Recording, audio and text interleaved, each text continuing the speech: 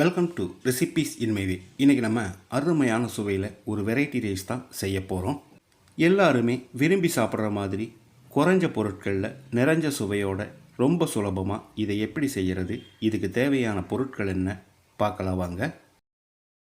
Mixie ஜாரில் 3 துண்டு பட்டை,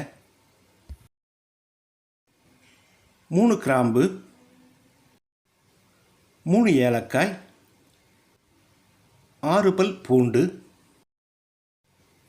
1 இன்ச் அளவுக்கு 4 துண்டு இஞ்சி, 1 டேபிள் ஸ்பூன் காஷ்மீரி மிளகாய்த்தூள். இது இல்லைன்னா 1 டேபிள் ஸ்பூன் சாதாரண மிளகாய்த்தூள் சேர்த்துனா மட்டும் போதும். 1/2 டேபிள் ஸ்பூன் மல்லித்தூள். கொஞ்சமாக தண்ணி சேர்த்து பேஸ்ட்டாக அரைச்செடுக்கணும்.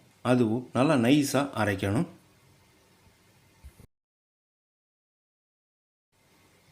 குக்கரில் 2 டேபிள் ஸ்பூன் எண்ணெய் விட்டுக்கலாம். 1 டேபிள் ஸ்பூன் நெய், 1 டீஸ்பூன் சோம்பு, 1/4 கிலோ அளவுக்கு 5 பெரிய வெங்காயம் நீல வாக்கில் நறுக்கி வச்சுருக்கேன். இதை போட்டுடலாம். வெங்காயம் நல்லா செவந்து வர்ற அளவுக்கு வதங்கணும்.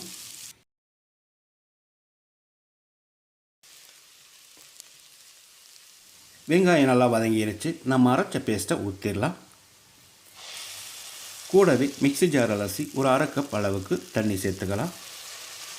இதனோட பச்சை வாசனை போகிற அளவுக்கு ஒரு 2 நிமிஷம் நல்லா ஃப்ரை பண்ணணும்.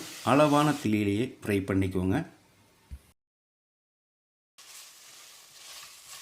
இந்த மாதிரி சுருளை வதங்கின பிறகு இதில் 2 டேபிள் ஸ்பூன் கொஞ்சம் புளிப்பான தயிர் சேர்த்து கலந்து விட்டுடலாம். ஒரு 30 செகண்ட் கலந்து விட்டால் மட்டும் போதும்.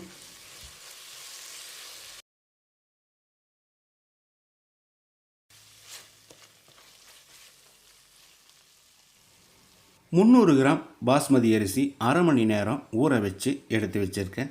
இதில் இருக்கிற தண்ணியை வடிச்சிட்டு நம்ம இந்த அரிசியை குக்கரில் சேர்த்துடலாம். பாஸ்மதி அரிசிக்கு பதிலாக சாதாரண சாப்பாட்டு அரிசியிலையும் இதை செய்யலாம். சீரக சம்பா அரிசியிலையும் செய்யலாம்.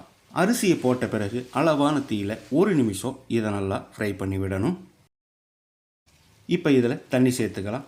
அரிசி எடுத்த அதே கிளாஸில் நான் 1 கிளாஸ் அரிசிக்கு 2 கிளாஸ் தண்ணி சேர்க்கிறேன். நீங்கள் எப்போவும் சாப்பாட்டுக்கு எவ்வளோ தண்ணி வைப்பீங்களோ அந்த அளவுக்கு தண்ணி வச்சுக்கோங்க. தேவையான அளவு உப்பு சேர்த்துக்கலாம். நான் 2 டீஸ்பூன் கல் உப்பு சேர்க்கிறேன். இது சரியாக இருக்கும். உப்பு சேர்த்து கலந்து விட்ட பிறகு அளவான தீயில் நான் 2 விசில் விட்டு எடுக்க போகிறேன். நீங்கள் எப்போவும் சாதத்துக்கு எத்தனை விசில் விடுவீங்களோ அந்த அளவுக்கு விட்டு எடுத்துக்கோங்க. 2 விசில் வந்து ப்ரெஷர் அடங்கிடுச்சு. இப்போ திறந்துடலாம். அருமையான சுவையில் மணக்க மணக்க நம்மளோட ஆனியன் ரைஸ் ரெடி ஆயிடுச்சு.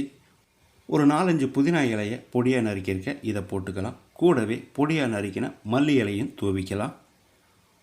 1 டீஸ்பூன் நெய் சேர்த்துக்கலாம். கரண்டியோட கைப்பிடியால் இந்த மாதிரி மெதுவாக கிளறி விடுங்க. பார்க்கவே அழகாக உதிரி உதிரியாக அருமையான சுவையில் நம்மளோட ஆனியன் ரைஸ் வந்திருக்கு. தயிர் வெங்காயத்தோட இதை சாப்பிடும்போது ரொம்பவே பிரமாதமாக இருக்கும். வேறு எந்த சைடிஷும் தேவையே இல்லை. குஸ்கா மாதிரி அருமையான சுவையில் நான் செஞ்சுருக்கிற இந்த ஆனியன் ரைஸை இதே மாதிரி இதே அளவுகளோடு நீங்களும் செய்து பாருங்கள். இந்த வீடியோ பிடிச்சிருந்தா லைக் பண்ணுங்கள், கமெண்ட் பண்ணுங்கள், ஷேர் பண்ணுங்கள். சப்ஸ்கிரைப் பண்ணாதவங்க சப்ஸ்கிரைப் பண்ணுங்கள். மறக்காமல் பெல் பட்டனை கிளிக் பண்ணுங்கள்.